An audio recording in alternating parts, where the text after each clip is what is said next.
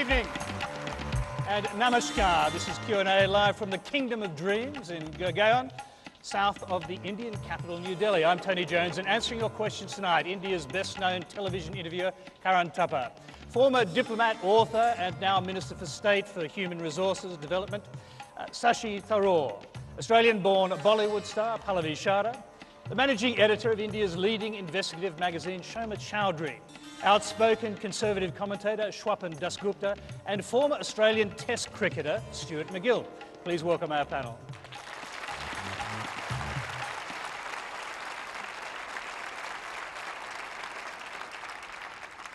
Well, thank you, and as usual, we're being simulcast on ABC News 24, Australia Network and News Radio, but tonight we're also live across India on DD National with the Indian public broadcaster Doordarshan, which has just launched a partnership with ABC International. Of course, everyone watching in Australia and India can join the Twitter conversation using the Quanda hashtag that just appeared on your screen. Well, India and Australia share growing links in migration, trade, a history of British Empire and Commonwealth, and a passion for cricket. But what does the future hold for these Indian Ocean neighbours? Tonight's Q&A brings together a distinguished panel of Indians and Australians to face live questions from the citizens of both countries. Our first question tonight is from Jasmine Malhotra. We're not quite hearing you, Jasmine. All right, we'll just get another microphone to you, Jasmine. There we go. Let's try that one. Hello. As a person of Indian birth brought up in Australia, I often find that when I'm in Australia, I find myself defending Indians against the stereotype that they're all corrupt and they're uncivilized and they have no respect for human dignity. But when I'm in India, I find myself defending Australians against the stereotype that we're lazy and we're immoral and we're racist. Do you think that we'll ever be able to look past these stereotypes and work towards a mutually beneficial and respectful partnership? Pallavi, let's start with you. What do you think? Thanks, Tony. Jasmine, I think I faced, a similar conundrum to you. I was of Indian parentage, but born in Australia and grew up there. And I've now moved back to Mumbai, where I live. And my whole life in Australia, I felt that I was defending being Indian. For me, specifically, it was Indian culture. I was an Indian classical dancer. And I found that no one really understood what it was that I did every 2 nights in a week. But I do think that things have changed in Australia, especially over the last 5 years. I think, unfortunately, what brought about the change was what happened in 2009, when I feel that there was a bit of misunderstanding between Australians and the incoming Indian students. But now, having gone back to Australia multiple times in the last 4 years, I feel an increase in communication occurring and, changes that are happening because the political elements of Australia are making an effort to create understanding about Indian culture in Australia that goes beyond the stereotype of curry and cricket. And having said that, in India, I found myself defending myself as an Australian. And, everyone thinks that Australia is made of racist bigots, but that's not the case. Australia is not a homogenous group of people. People are very multi-ethnic. I grew up with Greeks, Italians, Lebanese people, and I was always taught, despite some misunderstanding, to be proud of my Indian culture. So when I come here, I find myself being a real ambassador for Australia, but against some pressure. So it's a tough call, but I think things are improving. Sashi Tharoor, what do you think? Well, I think all stereotypes are essentially about people's superficial knowledge of each other. And the more you get to know people, the more those stereotypes get broken down into real people, real emotions, real feelings. I think what's interesting is that we have begun to discover Australia a lot more. The cricket field has certainly helped. But beyond that, there's been Bollywood discovering Australia, films being made there. And we find that Australians are discovering India. Again, the intermediary has been cricket, but we've seen Steve Waugh going off and working with unfortunate ill children in parts of our country. We've seen a greater engagement. And with that has come a lot more political engagement. I think 7 federal ministers and a whole clutch of state ministers have been to India in the last year from Australia. And certainly Indians have been traveling to Australia as well. The contact at the governmental level has been excellent, at least with the previous government, and I'm sure it will be with the new one as well. So as we get to know each other better, stereotypes tend to disappear. Shashi, let me ask you this. Do you think the fact that so many Indians speak English means we've been a little bit lazy in Australia about learning about Indian culture? Well, it's not that all of our culture is necessarily accessible through English. I mean, for Bollywood, of course, you don't need any language at all because our films are made to be understood whether or not you understand what's actually being said in the dialogue. They're sort of all larger than life. But I think it's partly distance, and partly Australia went through a phase of white Australia, there's no point denying that, during which Indians are by and large excluded, some who slid through the net. And it's only really since the late 60s that Australia has embraced its own multiculturalism and thereby been interested in other Asian cultures. So I think to some degree that you have made a move from where you were. And we ourselves, frankly, I mean, we've had our sort of Eurasian community, the Anglo-Indians as we call them, migrating to Australia from a long time back. I had classmates in school who went off to Australia, one even played hockey for Australia. But thereafter, the Indian rediscovery of Australia is again a more recent phenomenon. Let me put it to Karen. Do you think about Australia at all? Do you have any kind of engagement with the Australian culture or Australian politics? You know, your question's a provocative one. Do I think about Australia at all? The honest answer is most of the time, I'm afraid I don't think about Australia. My contact with the outside world has really been on the other side of the planet with England, where I studied. But increasingly in the last 2 years, I've visited your country. I've grown to know it a little. I can't say I understand it completely. I've grown to like it enormously, and I've begun to realize something else. That just as the stereotypes that applied in England to Indians in that country in the 70s when I first went there have broken down substantially and changed, so too with time, understanding and an increasing interchange of people, the same will happen in Australia. And if you look back, 4 years ago, there was a crisis in India when it seemed that Australia was turning racist, you were attacking Indian students, and there was an enormous outrage in the Indian press. It transpired on investigation that some of the instances and incidents that had been brought up or thought the most horrific actually were things that Indians were doing to themselves. And it was misunderstood by us. That issue has completely disappeared. No one today, when they talk about Australia, would actually bring that to the forefront. It is true that Australia is still thought of by most Indians in terms of kangaroos and cricket. But the great outdoor, the terrific holiday opportunity that you offer, uranium is something that we badly need. The increasing tourism between the two is going to, over a period of time, break down the stereotypes and lead to greater understanding and students. And 10 years down the road, the position and the way in which you think of Indians and we think of Australians will be more similar to what has happened to Indians in England today. Let's hear from Sherman. What do you think? And the question really was about mutual stereotyping, wasn't it? I mean, do you think both sides are guilty of this? Well, certainly I am guilty of it because when I think of Australians, I do think of them being racists, and that's not just because of what they've done to Indian students, you know, which is the kind of media focus that we brought to it in India. But also I think of what Australians have done to their own Aboriginal communities, and the fact that today the big political discourse is about the boat people and how Australians are absolutely catatonic with hysteria about letting in boat people into this country, which is made essentially of boat people, you know. And the fact that this is an immigrant country that's been, you know, that's been made out of people fleeing their own home countries, but is so hostile to others coming in now, does make me feel that I'm going to have to throw that to Stuart McGill as an Australian representative of the panel. And I have to say that I'm somebody, perhaps the only person on this panel who absolutely doesn't watch cricket, but I do know from the kind of surround sound that when an Australian team is playing Indian team, that there's usually a kind of hostility that is not true of other teams. Well, he's a leg spinner, if that means anything to you, but we don't expect political spin from him. Absolutely not. And I think Tony's probably thrown to me because he heard me sort of giggling behind his show. I'm very, very sorry. The big thing for me is that I, unfortunately, like a lot of Australians, have found politicians certainly focusing a lot on, you know, people arriving in Australia by illegal means. But certainly my friends, and you know, I live in Sydney, big city in Australia, not the biggest comparatively, of course, around the world, but we don't concern ourselves about that. We do have very, very strong feelings about human rights. We do welcome people from all races because it's not just, you know, cricket, kangaroos and uranium, as I've found out. We love our food, wine and cross-pollination of cultures as well. So I think it's definitely been a political issue, but maybe not a real issue. Let's hear from Schwapan in the middle there. Well, you know, it's very easy to get very indignant about certain perceived ills. And I think no country in any sense is perfect. And Australia, I think, and I really discovered Australia 2 years ago when I first went there. It's my only visit. And the first thing that struck me about Australia was how large it was.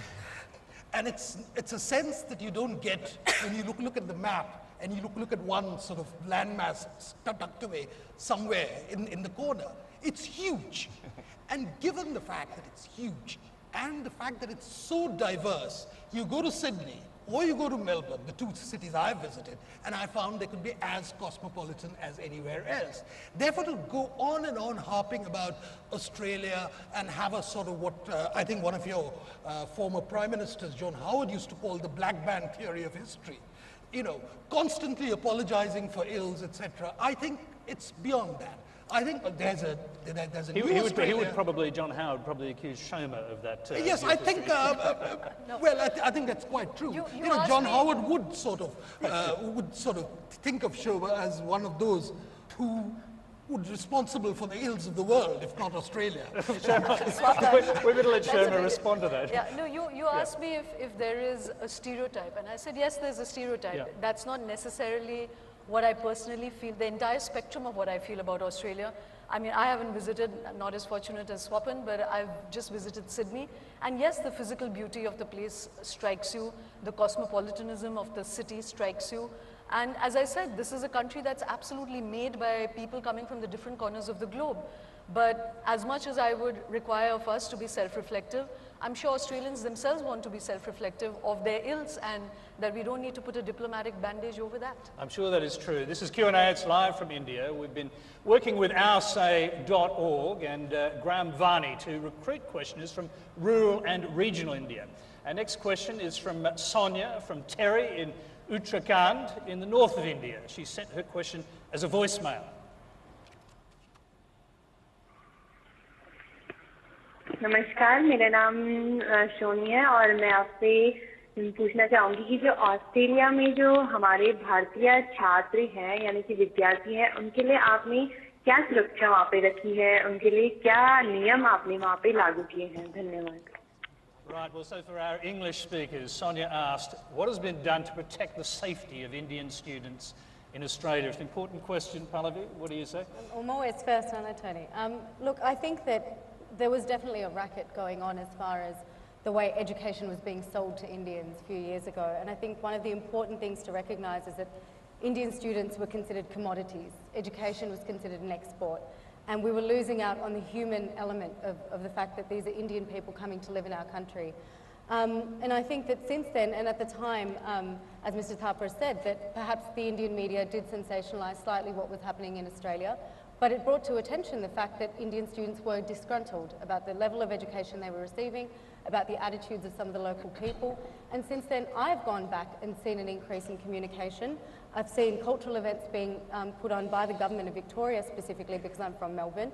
I've seen dialogue happening on a community level, people getting together, expressing what Diwali is about. And I know those things seem tokenistic at first glance, but I think that's the start of increased communication. And over the years, my parents have been in Australia for 30 years. I was born there. And I think it's been an incredibly open place. If you want to communicate and talk about your culture, that's a very welcome thing. Sashi, what do you think? Does the government here believe that that episode is now behind us, really? Oh yes, no, in fact, even at the time we thought that the media here was getting a little hysterical unnecessarily about it.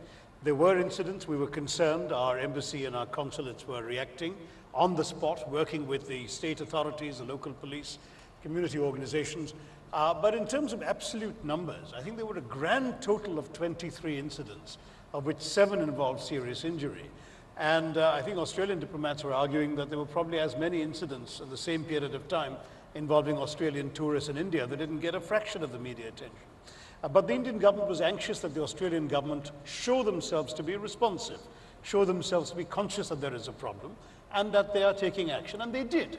And I think that after a while, the media vultures moved on to the next prey, and Australia's, it lost a lot of Indian students for a year or two, and then it slowly started climbing back up again. And yet we hear, obviously, from regional India, there's still concerns out there, but one of the interesting things, of course, is that the largest group of people migrating to Australia now are Indians. Well, I mean, I was Minister of State for External Affairs when all this was happening, and I got lots of very anxious student delegations, student unions, parents groups coming and saying, why isn't the government doing more to bash Australia on the head in return? And our answer was, look, we're engaging with them, they're taking this seriously. I must say, Australia responded very well. They sent a lot of ministers to India to explain what they were doing. The then Deputy Prime Minister, later Prime Minister Julia Gillard was one of them. There was a serious attempt made to show India that Australia was not what these media stereotypes were suggesting. Let's hear from Stuart on this. At the time, I'm a member of the Sydney University Cricket Club, and at the time, one of the first grade members at our club was an Indian student, Kevin Desai. And I remember discussing with all of the guys at Sydney Uni, because unfortunately, whilst I was playing cricket there, I wasn't a student. That's beyond me. But I was concerned that we were being misrepresented internationally.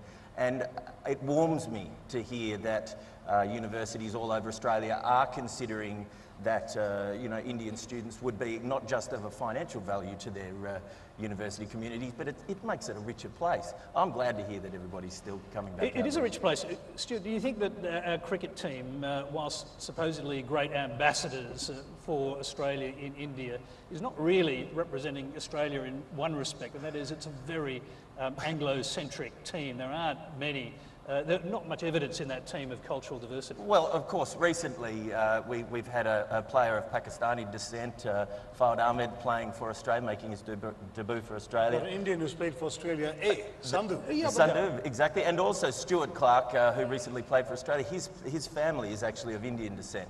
And, you know, there are a lot more players around just beneath the surface that you probably haven't heard of yet. Expect to see a great deal more in the future. You know, may I just add in? I think it's going to be a very, very sad day for cricket if we're going to assess the cricket team in terms of its ethnic composition. That's true. I have actually seen that case made by a study in Australia, which is why I made the point. Let's go to another question, which is actually about cricket, more specifically about Sachin Tendulkar. It's from Pavan Gantok. My question is actually as much about Sachin Tendulkar as about India's relevance to the world, because there's been a fascinating parallel over the past 20 years in the coincidence of the emergence of India on the world stage and Sachin's reign in cricket. But the question is that now that he's retired, what does the future foretell for not only the Indian cricket team, but equally for India's relevance on the global stage?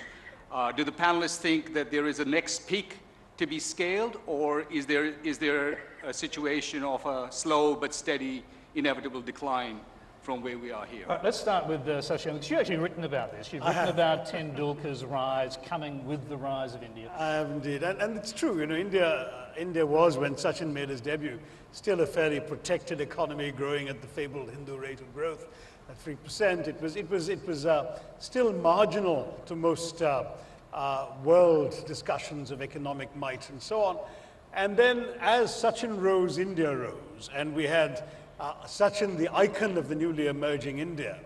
And now Sachin's career is over, India has emerged, and a man who taught India that we could actually be the world's best at something, that we could have the world's best at something, is leaving at a time when winning is the new normal, where he's left behind a bunch of young players who frankly are striding the cricket field with a swagger that might not have been conceivable at the time that Sachin Tendulkar made his debut. So in some ways he's perfectly captured this emergence of Indian confidence. And one last thought is the economics. I mean, you know, we've gone from being relatively unimportant in international cricketing circles to being the gorilla on the beach. We have 90% of the cricket world's revenues come from India because of Indian television audiences. And India displaces, as a friend of mine put it, as much weight on the International Cricket Council as America does in the UN Security Council. Yeah, indeed. So let's talk for a moment about Sachin Tendulkar. Anyone who's been here, as I have over the past few days, watching the kind of reverence for this man, that it's almost godlike. He's sort of like a demigod here. You've actually written that you think he could make use of that. He's been made a member of Parliament. He's been appointed to the Parliament effectively, but you believe he might end up or could use that position as a sort of bully pulpit.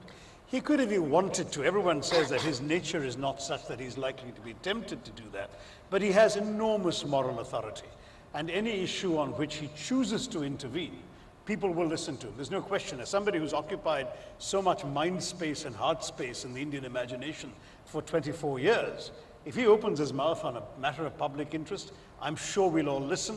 Whether we agree or not, or whether some agree or not, he will get a hearing. He will be able to weigh in a way that very few people will be able to in a compromise. Let's hear from Karen on that. I mean, do you think it's even conceivable that he would use that kind of power in a political way? I doubt if he'd use it in a political way, because my instinct tells me he deliberately avoids political controversies, and to use power in a political way is to invite controversy upon yourself, and I think he will seek to avoid that. But he will certainly use it to promote causes that are close to him: sports training, provision of sports facilities. He will certainly use it perhaps on moral issues, where someone like Sachin's voice, whether it's on the treatment of women, whether it's on upliftment of deprived classes, whether it's on provision of healthcare or education for those who don't have it, there I think his voice will be heard, because I think those are issues that he will feel he can raise beneficially without entering controversy. But I suspect he will avoid controversy at all costs. I'll go to Stuart. I'll come to you in a second. Stuart's sort of jumping around there. Tony, he wants to make look, some look, comment. I think that one of the reasons that Sachin was such a big deal to Indian people in a cricketing sense is because everybody here remembers him as a schoolboy. He started playing cricket the way that everybody in this country started playing cricket. He was making hundreds, I might add, at that time, and very shortly after was playing for India. But he has straddled the period of time when India has become, in cricketing terms, the economic superpower. What I would love to see him doing post-cricket is I would love to see him, I guess, recapturing the hearts and minds of the kids who are playing in the sandlots, behind our hotels, out on the streets. Cricket shouldn't be just a game for the wealthy. It shouldn't just be about IPL franchises. I would love to see Sachin now decide that one of the things that's closest to his heart is those little boys that are out there playing, boys and girls out there playing cricket, because it's a game for the people. Well, another great subcontinental player, Imran Khan, actually has gone into politics in Pakistan. Could you even imagine that happening with Sachin Tendulkar? Well, Imran was very, very comfortable being a captain, of course, and leading movements right from a very early age. You know, as my fellow panellists have said, it appears evident that Sachin likes to calm the waters, you know, behind the stage, if you like. All right, let's hear from Shoma on this. You were going to jump in before, and I know that you're not a cricket fan, but you must be aware, obviously, of his almost godlike reverence for Sachin Tendulkar. And I have to say that, you know, what Sachin is on the field is godlike, as you said, but in public life, I think and a lot of our public icons, given the amount of adulation they get, are extremely disappointing as public figures. And I don't expect Sachin to go into politics at all. It's not part of his temperament. But I'd be extremely... He already has a seat in Parliament. Yeah, but I'd be extremely, extremely taken aback and pleasantly taken aback if he espouses even two of the causes that Karan has spoken of, because the fact is that he has never used his preeminent position to speak up on any issue in this country. And I don't mean that it has to be any controversial political issue.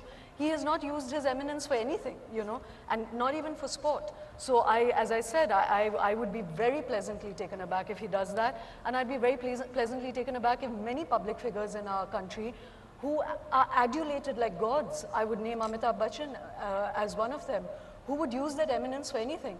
But so far, we've not had the Muhammad Ali kind of public figure in our country. Tony, there's an interesting contrast we could draw between Imran Khan and Sachin. If you recall, when he won the World Cup in Australia in '92, Imran delivered a speech that became instantly controversial both in Pakistan and with his team there on the field, because he forgot to thank them. Yes. He spoke purely about his personal ambition, which was to build a hospital for cancer in his mother's name. Sachin, in contrast, when he delivered a speech which he said hadn't even been scripted or thought of, made a point of thanking practically everyone who had featured in his life. Not just his family members, not just his children, but his coach, his team, and others who played a role. And that, I think, is an important distinction to draw. Sachin is very conscious of what he needs to return and what he owes. At least that's the impression he's given me as an outsider.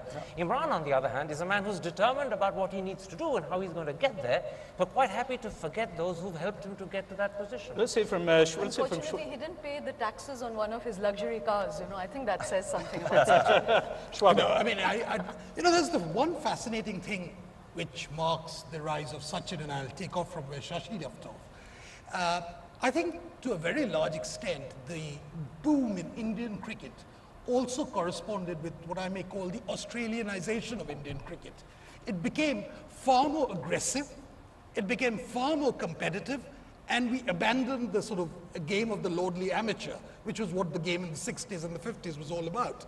Now, what that has had two consequences. One, it certainly made cricket very, very appealing as a way of life to those kids who want to get onto the IPL bandwagon, etc. But at the same time, it's ended cricket, the lovely amateur game, which a lot of people enjoyed it. And I think that's one of the not very desirable consequences of Australianization. I'm going to interrupt. That's exactly what I was actually saying. I completely agree with you, and I hope we can reclaim that to some degree. Stuart, I'm going to interrupt you because we've got one more question on cricket. This one is from Rajesh Katana, and I'm sure Stuart will want to respond to this.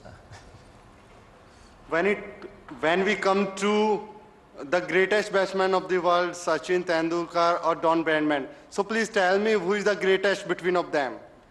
Stuart McGill, who's the greatest, Don Bradman or Sachin Tendulkar? Don Bradman or Sachin Tendulkar. I think it would be unfair of me to comment on Don's prowess, considering I wasn't alive when he played. However, I think historically, they certainly had the same expectations placed on them by the weight of society. Don Bradman did a lot to improve people's, I guess, self-esteem and the way they looked at their nation at a time in Australia when we really needed it. And, we've heard from the Minister that that's much the same of Sachin here, Rajesh, and I hope that post-cricket, Sachin enjoys a very successful post-cricketing career in a way that takes him to new and exciting places, and maybe he can inspire India again in a completely different area. Stuart, just briefly, who was then, to put it another way, who is the greatest batsman you ever bowled against? Because you did bowl against Tendulkar. Okay. Yes, well, look, I did get to bowl to Sachin. In 2003, I played against India in Australia. Just for political sake, the series was 2-2. We decided to do that just for Q&A tonight, way back then. I bowled to Sachin in Adelaide and fortunately picked him up, so I got Sachin Tendulkar out once. He did repay the favour a couple of tests later with 241 not out. Note to self, never get Sachin Tendulkar out, it doesn't pay. But I'm now, Tony, on the trust at the SCG. Sachin Tendulkar is the first overseas player to ever be granted honorary life membership of the SCG, and it was probably because of me, because of my bowling. You did see that he hasn't answered the question. He hasn't answered the question. The best bowler, the best batsman I bowled to, the most difficult batsman to get out was probably Sachin Tendulkar. But I apologise, India, if you're a spin bowler, the person you don't want to be bowling to is either Brian Lara or Lakshman. Okay, well, it is time to move along. We'll leave that one hanging in the air. You might get lynched on your way out. You're watching Q&A live from India. Our next question comes from Bharti Yadav. Hi, good evening to everyone. Being an Indian girl, the issue of increasing number of rapes is really panicking from me, for myself. And not for me, for each girl, for each Indian girl. The number of rapes, they are increasing tremendously. Contrary to traditional India, where this issue was very rare and was serious. So what, according to you, have contributed to this increasing trend? Okay, we'll start with Sharma. Well, Bharti, I don't think that rape is on the increase. What is on the increase is that women are speaking out, and I think that that's a really positive thing. We are an extremely misogynistic society, though we don't see it like that. you know, from the moment of birth to moment of death, a woman has many more impediments to her life cycle than a man does. You know, from the very hurdle of being born, we have the largest feticide numbers that you can think of anywhere in the world. And you know, you go through the whole thing, the dowry, the acid attacks, discrimination in terms of whether you get to school or you don't get to school, higher levels of malnutrition, you name it. And the only thing I say about India, we do a lot of journalism based on women's issues, is that everything you say about India, the opposite is also true. And it is extremely fortunate for many women to be born in India because you have many opportunities, you have many freedoms. But by and large, I would say we are an extremely misogynistic society. And I think it's a misconception that traditional Indian society was more you know, liberal or more just where women were concerned. That's absolutely not true. What we suffered under was a conspiracy of silence, and women are speaking up now, the media is more focused on it, and that's why you have a sense of increase. But even as I say this, I think for me personally, both as a woman and a journalist, the best sign is that in unrecorded ways, I think there are little rebellions going on in every family, in every alleyway, in rural India, in little towns, in big cities. And nor is this violence the domain of the poor and not of the rich. It cuts across class, gender, religion. And what you do have is a million rebellions going on where women are asserting themselves and their autonomy over their own body. And I think that's what's going to change India. So, Pallavi. Shoma, I agree 100% with you. I think in the time that I've lived in India, what I've seen most blatantly is this notion of shame and blame.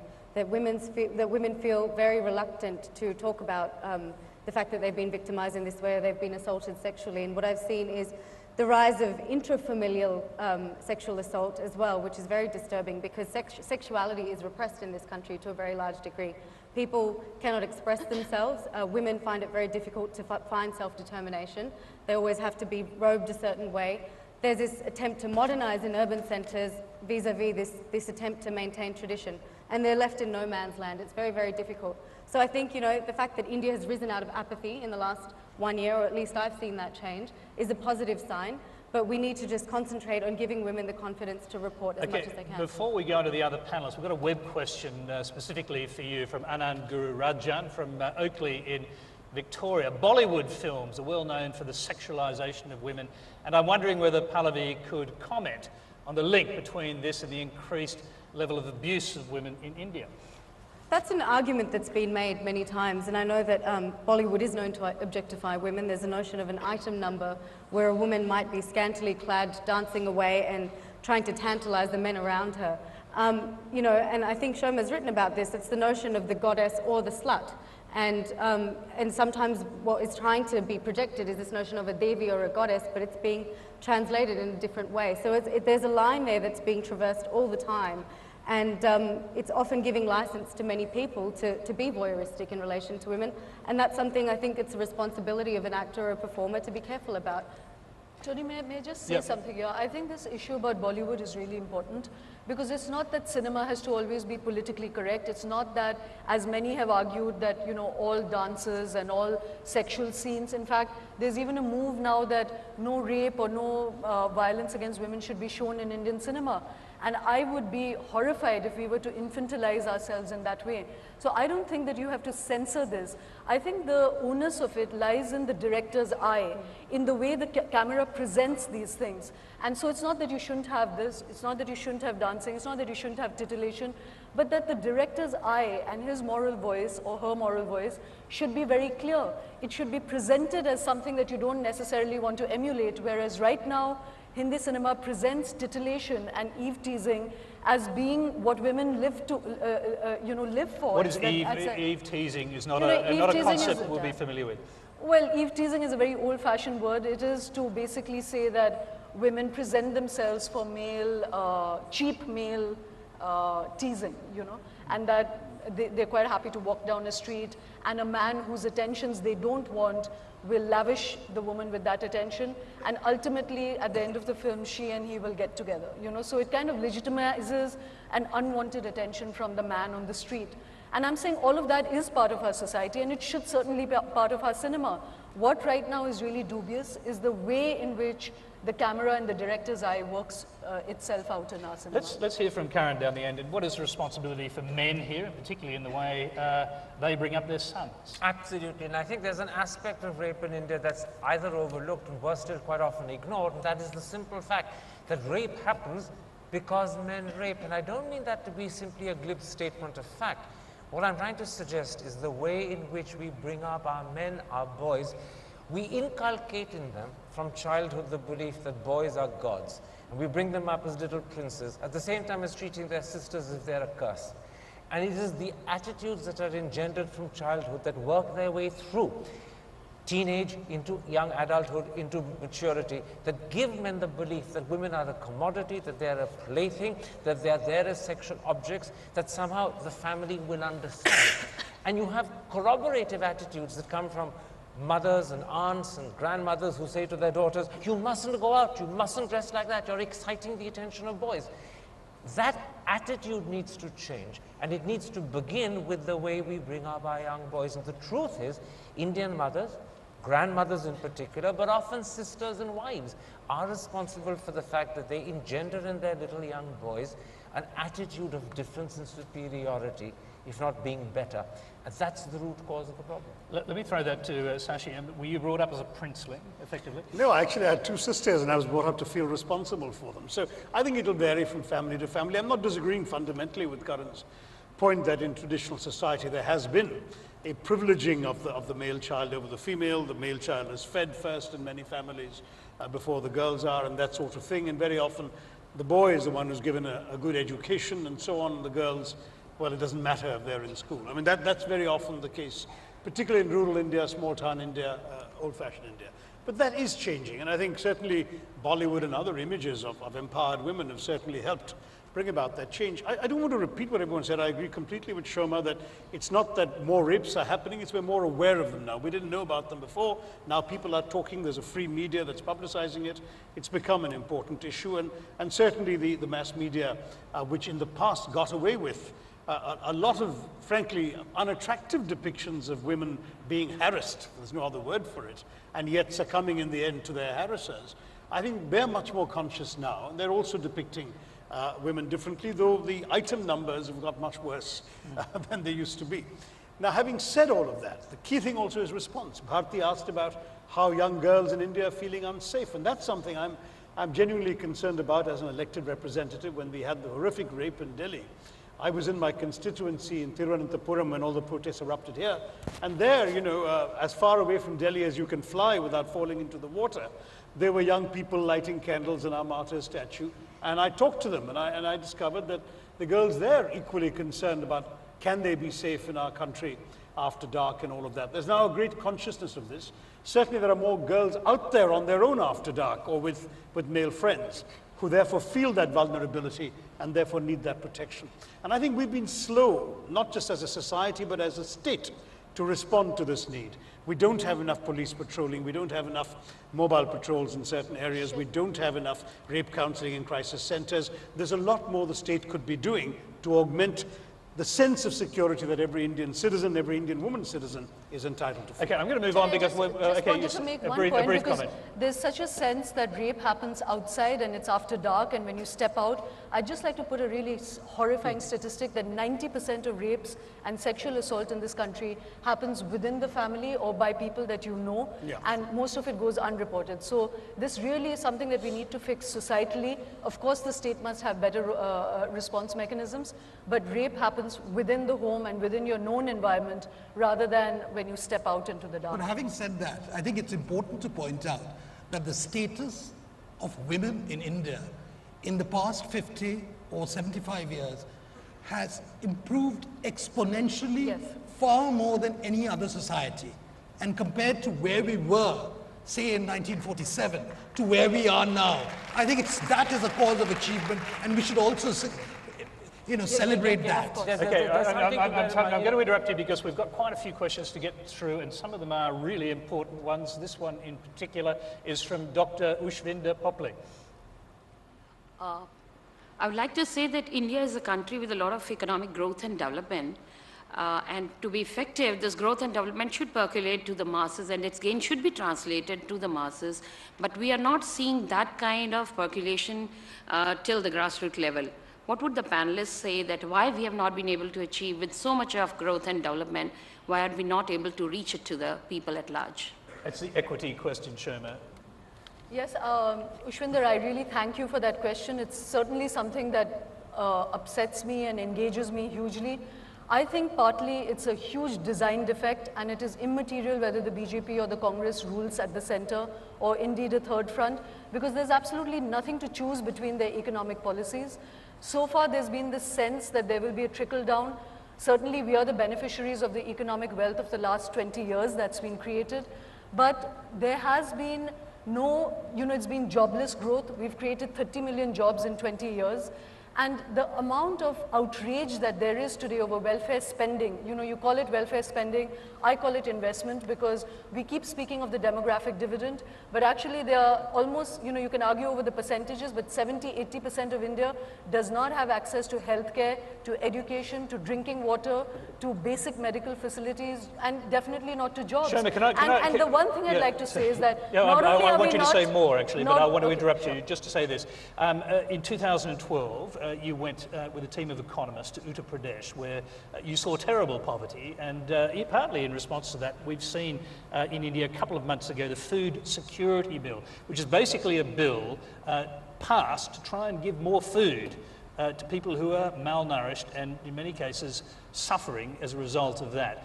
But the reaction from elites and economic elites and others in India was intensely negative to this move. Tell us why. Yeah, I think it's shocking because people feel that this is, it's harming the fiscal deficit. People feel that this is a profligate spending. They feel that if you bring food to these people, that they're going to become so lazy that they're going to stop working. Because of course, material aspiration and the desire to move is only the preserve of the elite, and that if the poor get their basic 2 meals a day, that they're not going to want to put shoes on their children's feet, they're not going to want to get them education, they're not going to want them better jobs. And there are economists and national media who feel that just putting food onto people's tables is going to make us a lazy people. And I think that that's completely wrong, because what we are right now speaking of is not perpetuating this, but of bringing people onto a basic platform of human dignity from which entrepreneurship can begin. We're also talking about multi-tracked approach to our economy. We're not saying stop industrialization, we're not saying stop manufacturing, but you are saying that if people do not have basic access, how can they become entrepreneurs? How can you speak of demographic dividend when basically what you're creating, in the next 10 years, we're going to have 480 million people join the workforce. Forget about the fact that we're not creating jobs for them. They are going to be unemployable. Because when you are malnutritioned and when you don't get nutrition in your mother's womb, then you are intellectually, emotionally, and physically stunted. And if you speak to anybody now, we have actually a workforce crisis in this country entirely because of the short-sightedness of our governments. And I don't think that the two, one keeps then being seen as left or center or as socialist. I think we're in a beautiful place in India's history when high capitalism and socialism can go together by dropping the isms. We need a middle ground. I need to hear from other panelists, and I'll go to... I'll go over to someone who arguably comes from the right. Now, I'd like to ask you whether you think that this idea that the markets were food poisoned as a result of this bill has any currency. I think, that there's one way of trying to guilt trip the whole of India by saying that anyone who opposed the food security bill actually wanted people in poverty because they felt that if they ate, they would become lazy. Now, that's a wonderful type of stereotyping which is done in order. The whole point is, at present, we have to look at how much can we afford.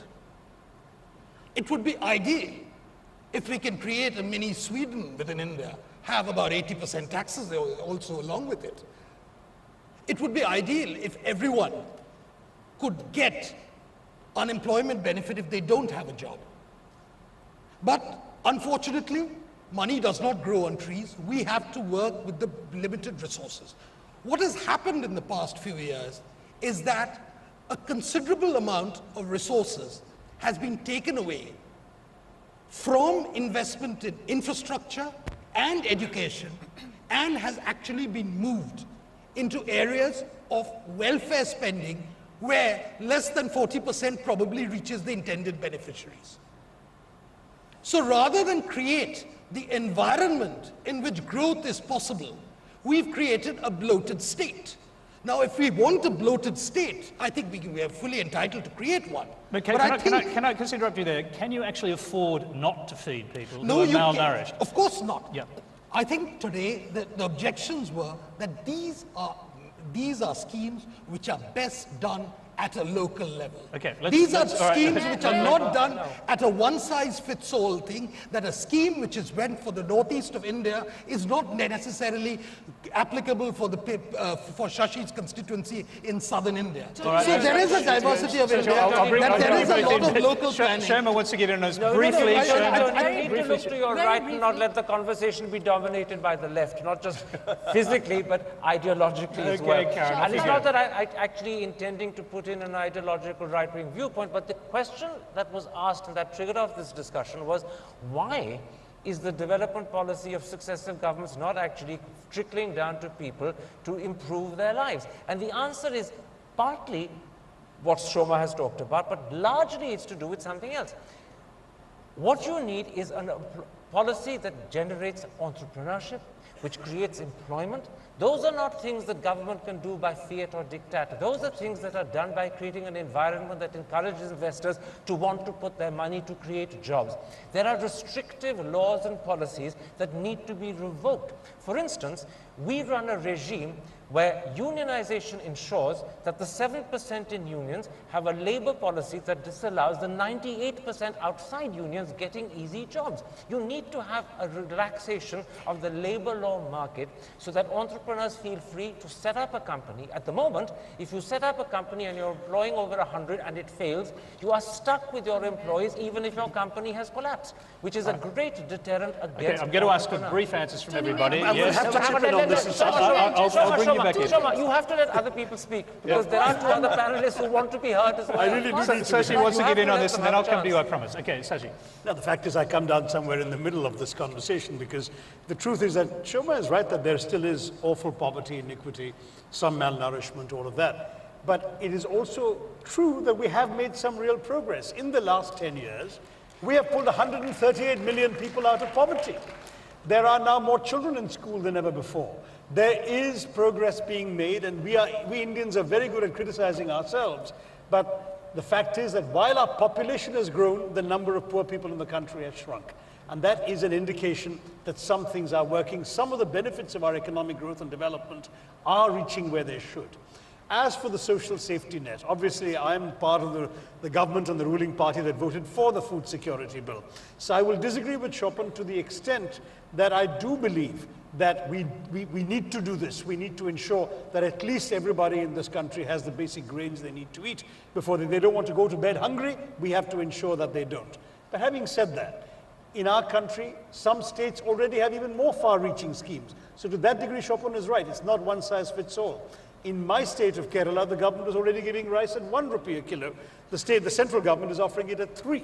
So there are variations in any case within the country. Okay, brief answers is what I'm calling for. And, well, there have been benefits. A very brief response. It is not hopeless. Yes, okay. Very brief. I absolutely agree with Swapan on there should be no one size fits all. I disagree when he says, can we afford the food bill? Because we give 5 trillion in tax evasions to companies in this country. If we can afford that, we can afford one lakh. It's not tax evasion, it's tax avoidance. Tax and avoidance. Just a moment, before you Karan. misrepresent something and mislead the audience, you're talking about, in fact, deliberate policies of tax reduction and avoidance to encourage entrepreneurship, to encourage employment, to encourage productivity. If that didn't happen, half the growth that you see would also be lost. So when you call it tax evasion, A, you're wrong in terminology, and B, you're ignoring the very important byproduct of growth that emerges from it. Give the full picture. Yes, you can. Keep it brief.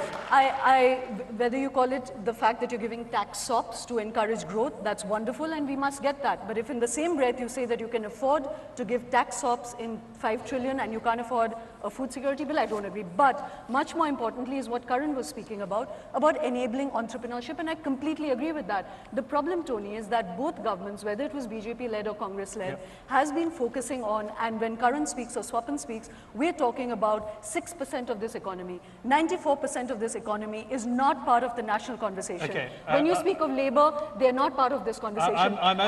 So, Tony, may I just finish? This is a myth to suggest that it is a myth to suggest I'm going to call a halt to this discussion because you've got an election coming up next year. And the next, yes, your next question is from Joy Roy. Finish making this point. You can do it in 10 seconds. That I would love it if the governments enabled small entrepreneurs, because definitely what Karan is saying is true. We want more entrepreneurship in this country. We need all the 80% that are not part of this conversation to be entrepreneurs. Okay. And I don't think we are discussing them. So I'm not left of center. I'm saying, of course. You're far left of center. All right, one of the interesting things for Australian audience listening to this is the echoes of similar arguments that we're having in our own country. Our next question is from Ajoy Roy. Well, India with its emerging youth is poised to be one of the biggest economic superpowers by around 2020 and beyond. India knows it, the world is anticipating it, and the non-resident Indians, many of them, are considering returning back to India. In view of this, and in the context of the forthcoming elections, what does this panel know about the credentials of Mr. Rahul Gandhi and Mr. Narendra Modi, and its implications for the people of India and Australia if one of them is elected as the next Prime Minister? Okay, let's start with Shwapan Dasgupta, because I think it's known that you are generally a supporter of Narendra Modi. And perhaps you need to explain who he is to an Australian audience. Well, he's been the Chief Minister of a province in Western India for the past 12 years. A state, Shwapan, not a province. Well, a state, okay. I was using Australian analogies. No, we have states too. We played state games. Sorry, but that's all right. Now, I think this disregard for historical facts that Narendra Modi shows every day I think, has rubbed off on his fans. Ding, ding, ding, ding, ding. Round two. I think there has been a degree of supreme condescension and conceit from the entrenched intellectual classes, very much like we saw in Australia some time ago, about a person who's come in, who is outside the beltway, as it were.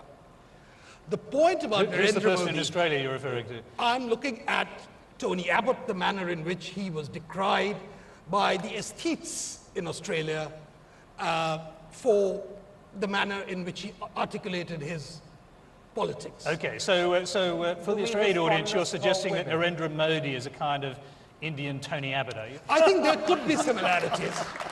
I think there could be a lot of similarities. I think emphasis on high growth, emphasis on minimal government, emphasis on building up skills of Indians, and most important, I think, emphasis on a determined and honest leadership.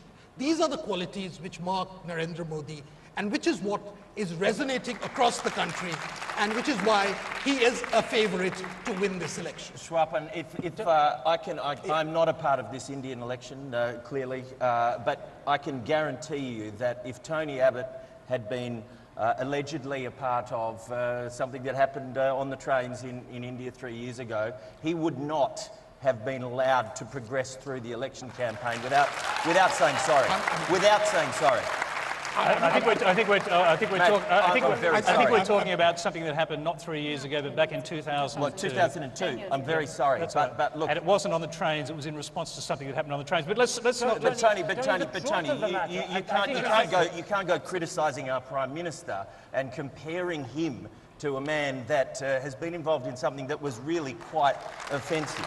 To a big part of your population. Tony, something that I think your audience in Australia needs to appreciate and understand is that there are many, many Indians who look at the two contenders and say to themselves, can a country of 1.2 billion not put up people more deserving of being Prime Minister? The truth of the matter is, neither of them, frankly, deserves to be the next Prime Minister of India.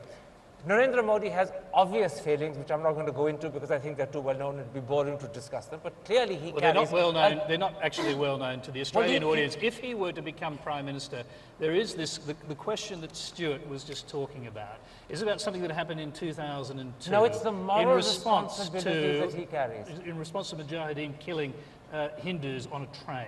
We don't know. A lot of Muslims were Mujahideen, killed in Gujarat, But, you in know, his province. And the question is, did he have anything to do with that? Did he turn a blind eye to those sectarian killings in Gujarat? The truth is this. He is morally responsible as Chief Minister for what happens in the state in 3 senses. 1, it shouldn't have happened. If it has and a riot's taken place, the responsibility and the buck stops with him. 2, the manner in which you respond to it when it happens. And 3, the steps you take thereafter to rehabilitate those who are victims. On all 3 counts, he's been found wanting. The Supreme Court has gone on record in April 2004 in a specific judgment. It wasn't just a comment made in court to call him and his government modern-day Neros who deliberately chose. It was not. Forgive me. April the 12th. It was not a judgment. Forgive me. It was Karan, the it was not a judgment. It was. It was a stray comment Forgive of a me. judge. April the 12th, 2004. The Zahira Sheikh judgment in the Best Bakery case. I assure you, I'm right. I assure you, Karan, you're wrong. After the show is over, I'll send you the judgment. I'll send you the judgment after the show is over. The judgment referred to the Modi government as modern-day Neros who deliberately chose to look the other way, as helpless children and innocent women burnt to death. And there's a lot more they said as well. But that moral weight he carries still. And if tomorrow when he's Prime Minister, there were to be a communal riot somewhere else, with what credibility could he say to a chief minister of another state, you need to step in and make sure this doesn't happen because he failed when it was his turn? Okay, we need to get Schwappen to respond to that, then I'll come to Sharma. Go ahead. I think it's fair to say that Mr. Modi owes moral responsibility for what happened in 2002. I think that's a very fair comment to make, and it also suggests there was an administrative lapse. However, to suggest that he should be disqualified from politics as a result of that, and therefore to imply that there was a sort of criminal conspiracy in which he participated in, I think is stretching the point too far. I agree. I would say that had such been the case, then I think we would certainly have ruled out Rajiv Gandhi as a Prime Minister of this country, because it was under his watch that certain horrific things happened in the aftermath of Mrs. Gandhi's assassination. All right, we're close to running out of time. I think it's important to note that what happened in 2002 has never been repeated in Gujarat and is unlikely to ever be repeated in India. And I think the lessons of 2002 have been internalized by the entire political system, and it's best to look forward rather than look back. Okay, Sharma.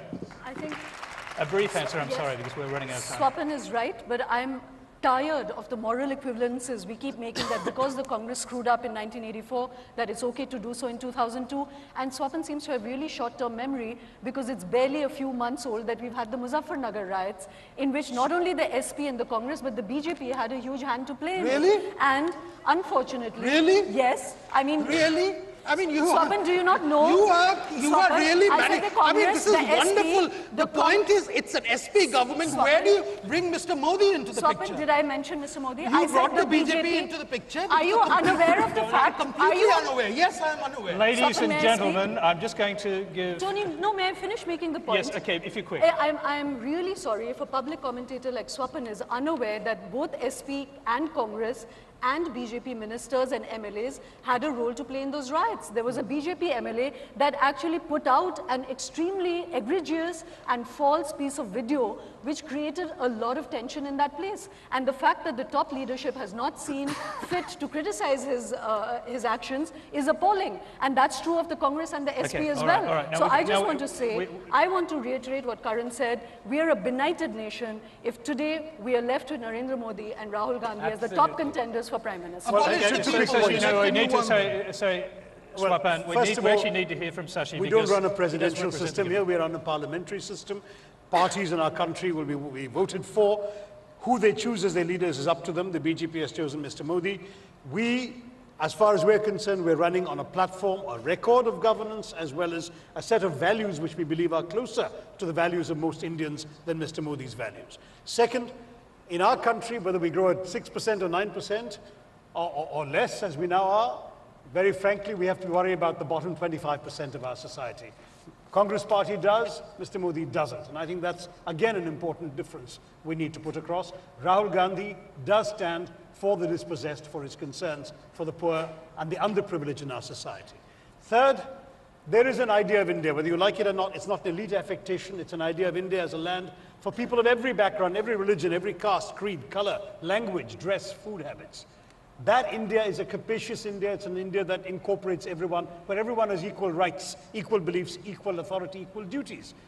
Congress stands for that. Mr. Modi does not. He stands for a much more narrow sectarian vision, as his repeated statements, pronouncements, and conduct have demonstrated. So I believe there is a choice. And to reduce it to merely two individuals is not right. We have to look at what exactly we want our country to be all about. And I believe that when we come to the ballot boxes in the end, our nation will stand for the India that they cherish and not for the kinds of claims that we've made on this panel today on behalf of some. I'm sorry, and I'm sorry to say it's a lunch. No, sorry. That we also will decide whether we stand for a government that is passed on by inheritance or a government which is passed on by merit. Okay, that is all we have time for tonight. I'm sorry to say we're a live program and we're out of time. In preparing for this program, I did read a book called The Argumentative Indian, and I think we've just seen some evidence that that is in a true description of the country. Please thank our panel, Karan Thapa, Shashi Tharoor, Pallavi Sharda, Shomi Chowdhury, and Swapan Gupta and Stuart McGill. It should have been Swapan Dasgupta. Now, a special thanks to our partners and viewers at Doordarshan TV and the Kingdom of Dreams and our audience here in Gurgaon. Please give yourselves a huge round of applause.